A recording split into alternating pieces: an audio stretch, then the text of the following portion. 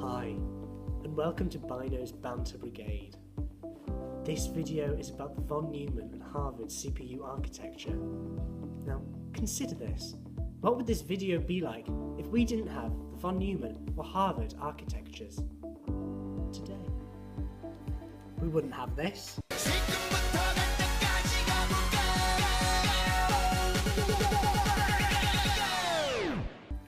This.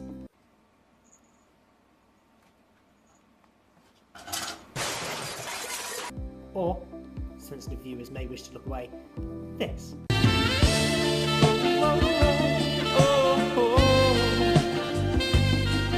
You can pull your head out of the oven now. So, as we've gathered, these architectures are very important to the computers that we use today.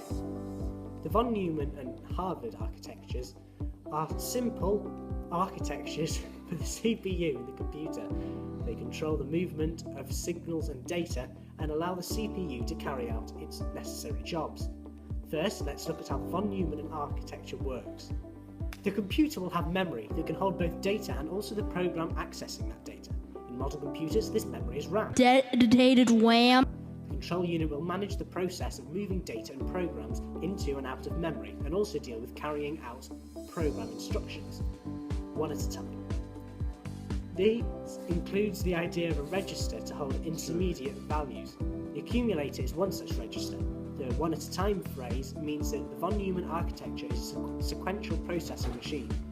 This architecture allows for the idea that a person needs to interact with the machine.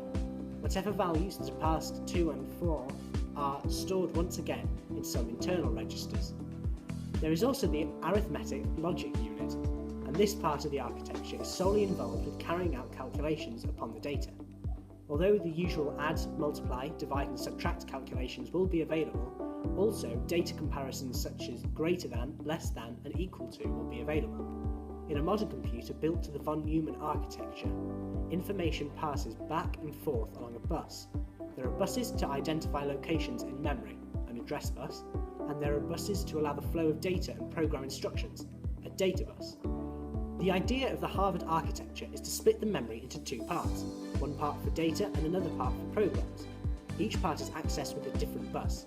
This means the CPU can be fetching both data and instructions at the same time. There's also less chance of program corruption. Memory caches can also be optimized for both instructions and data, but the problem with the Harvard architecture is its complexity and cost. Instead of one data bus, there are now two, which means more pins on the CPU, a more complex motherboard with doubling up on RAM chips, as well as more complex cache design. This is why it is rarely used outside of the CPU, and this architecture is often used within the CPU to handle its caches. Harvard architecture has separate data and instruction buses, allowing transfers to be performed simultaneously on both buses. A von Neumann architecture has only one bus, which is used for both data transfers and instruction fetches, and therefore data transfers and instruction fetches must be scheduled. They cannot be performed at the same time. Using a simple unified memory system together with a Harvard architecture is highly inefficient. Unless it is impossible to feed data into both buses at the same time, it might be better to use a von Neumann architecture processor.